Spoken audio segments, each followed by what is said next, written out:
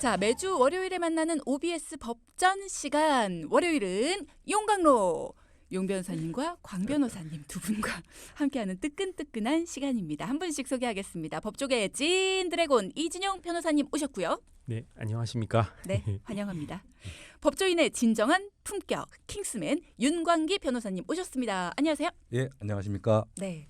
자, 그러면 오늘의 사건들 이야기 나누기 전에 지난번에 연장선이라고 말씀을 하셨으니까 광 변호사님 먼저 지난주에 말씀해 주신 내용들 한번 정리해 주시겠어요? 예, 지난 시간에 그 법정 상속인의 순위, 상속 비율, 상속 포기와 한정 승인에 대해서 주로 말씀을 드렸는데요. 네. 민법에서 규정하고 있는 상속인의 순위는 1순위로 직계 비속과 배우자, 2순위로 직계 존속과 배우자, 3순위는 형제자매, 4순위는 반계 혈족이었습니다. 네. 상속 비율과 관련해서는 공동 상속인이 여러 명 있을 경우 상속 비율은 n분의 1이다. 그리고 공동 상속인 중에 배우자가 있는 경우에는 직계 비속이나 직계 존속 상속분의 50%를 가산해 비율을 정하도록 되어 있습니다. 배우자가 50%를 가산하게 그렇습니다. 된다. 네.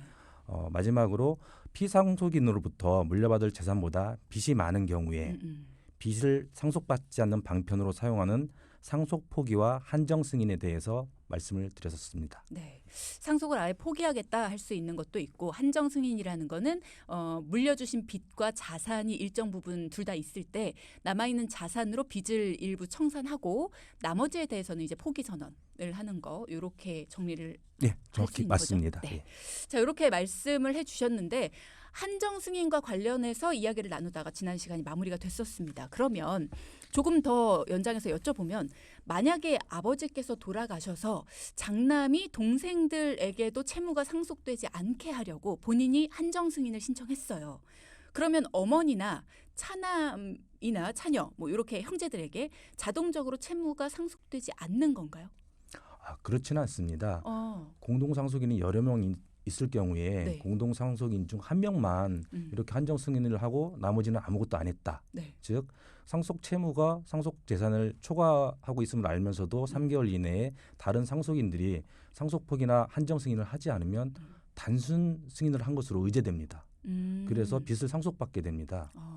그래서 이러한 경우에 그 공동 상속인 중 한 명이 네. 대표로서 한정 승인을 하고 나머지 상속인들은 상속 포기를 하게 되면은 공동 상속인들에게 빚이 상속되는 것을 막을 수 있고요.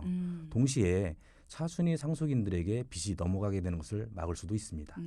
그럼 공동 상속인이 여러 명일 경우에는 한 명이 한정 승인을 하고 나머지는 상속 포기를 예, 그렇습니다. 해야 된다. 예. 그러면 이 변호사님, 용 변호사님, 네.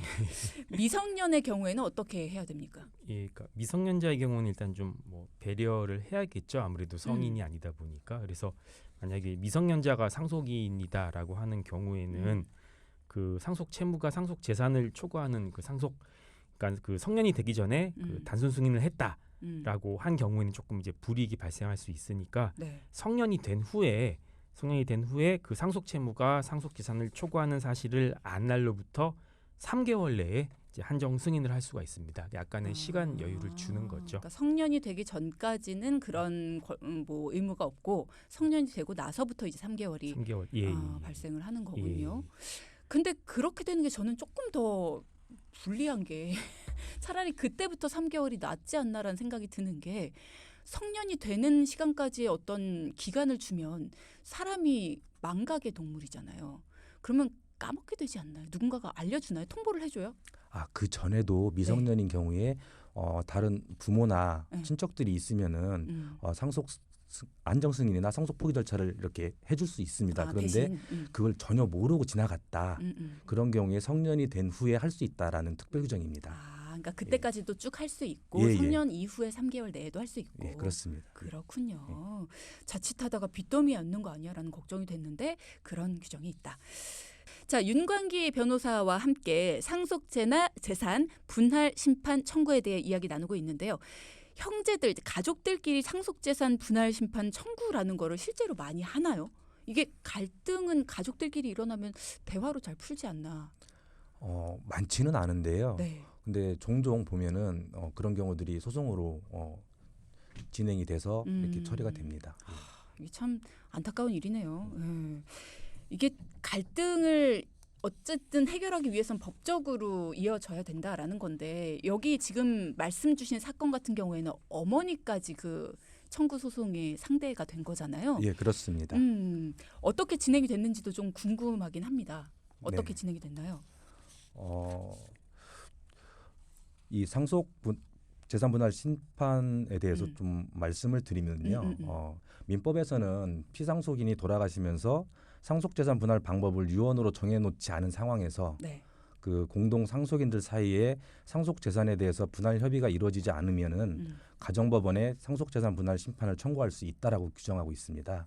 이런 제도를 이용해서 그 장녀가 그 심판 청구를 한 것인데요. 네. 현실적으로 지금 말씀하신 것처럼 상속 재산 분할에 대해서 협의가 잘 이루어질 것 같은데 왜 안 되느냐?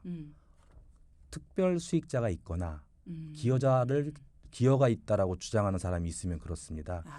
특별 수익자가 뭐냐면요. 네. 생전에 고인께서 특별히 예뻐하거나 아니면 어렵다거나 아니면은 결혼이나 이런 거를 할 때 증여를 미리 해줍니다.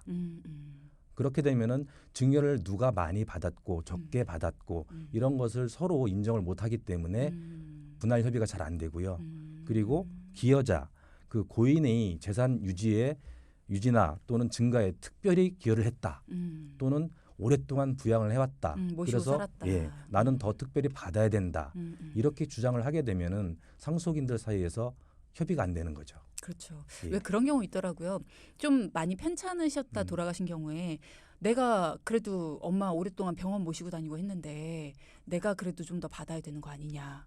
이런 식의 주장도 있고 그리고 뭐 예를 들어 뭐 형은 예전에 어려울 때 사업 자금도 받지 않았냐. 난 그런 거 한 푼 받은 적 없다. 뭐 이런 식으로 해서 다툼이 있는 경우도 있고 방금 말씀하신 대부분이 그런 그렇습니다. 얘기들. 그 제가 처리한 사건도 그 장녀가 부친으로부터 생전증여를 많이 받았다고 했잖아요. 네네. 근데 받아서 사업을 잘해서 재산이 많으면은 분쟁이 안 일어납니다.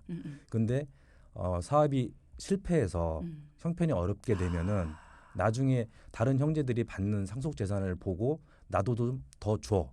이렇게 하면서 심판 청구를 하는 것이죠. 그렇죠. 예. 내가 예전에 생전에 살아 계실 때 받았던 거는 어떻게 내가 다 실패해갖고 없는데 지금. 그럼 지금 좀 받았으면 좋겠다. 예. 근데 어쨌든 방금 말씀하신 거는 유언이 없을 때 이야기 아닌가요? 지금 아버지가 유언을 하셨잖아요. 유언이 있어도 할 수 있고요. 유언이 있는 경우에도 할 수 있고 그렇습니다. 예. 그렇군요. 네. 그러면 이 해당 사건 같은 경우에 어떻게 됐는지도 좀 궁금한데 혹시 네네. 맡았던 이 사건 어떻게 됐어요? 장녀분이 이기셨나요? 이 사건에서도 네. 그 유언과 남은 상속 재산 이것을 가지고 분할 협의를 했어요. 그래서 다른 형제들이 네. 그래 어려우니까 일정 부분 이만큼 줄게라고 제시를 했는데 거기가 그 제시하는 금액이 너무 작다. 이래서 이제 심판 청구를 한 것이었거든요.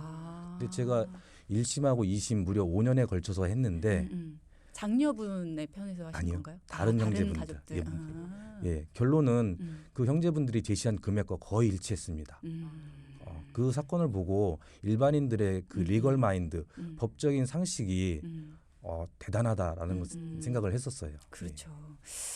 야, 그렇습니다. 이게 사실 처음에 아버지는 빼고 나눠줬다 했는데 형제들은 누나도 어려우니까 누나 조금 주고 나머지가 주고 나눌게요 했는데 누나 입장에서는 사실 어려우니까 그러다 보니까 야, 이 정도 말고 좀 더 줘 했는데 그것도 안 되고 이제 법적 싸움까지 이렇게 됐지만 어쨌든 처음에 제시한 금액으로 거의 마무리가 됐다.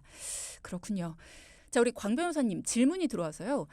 구하라법에 대한 질문을 드리고 싶습니다. 오랜 기간 헤어져 있다가 상속을 받겠다고 나타나 승소해 일정 금액을 상속받는 친엄마를 본 적이 있습니다. 얼마 안 지나 그분이 돌아가셨을 경우에 상속분을 다시 찾을 수 있을까요? 아니면 다른 가족들, 그러니까 친엄마가 이룬 다른 가족들이나 사람들이 가져가게 될까요? 둘 다입니다. 둘 다. 예. 어. 그러니까 친엄마한테 지금 재산 일부 갔잖아요. 그러면 현재 이쪽에 있는 자녀들이 있다면은 그 친엄마의 상속인이 되고요. 친엄마가 또 다른 남자분과 결혼을 해서 그쪽에도 상속인이 있다. 그럼 그쪽도 상속인이 됩니다. n분의 1이 되겠네요. 공동 상속인이 되는 거죠.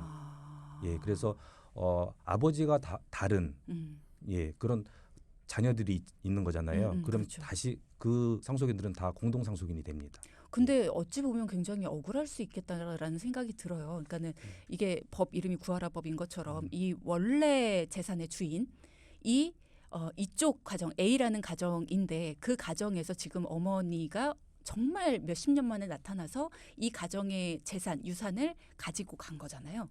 근데 그 재산이 다른 아이들에게 이렇게 상속이 된다라고 하면 이 원래 A라는 집안의 자녀들은 조금 억울할 수도 있을 것 같은데 예, 그런 측면이 네, 있습니다. 청구 소송을 만약에 한다.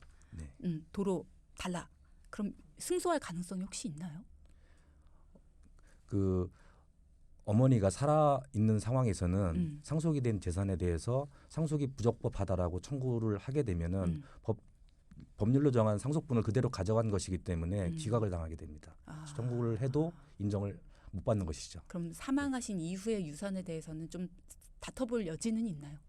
그렇죠. 그때는 법정 상속에 따라서 이루어지게 되는데 현실적으로 어려운 게 어머니가 새롭게 이룬 가정으로 받아간 재산을 가지고 다 써버리게 되면은 다시 상속 받은 재산이 이쪽으로 나누어서 받아올 수 있다는 가능성이 없어지는 것이죠. 그렇군요. 이것도 상황에 따라서 잘 따져보긴 해야 될 것 같습니다.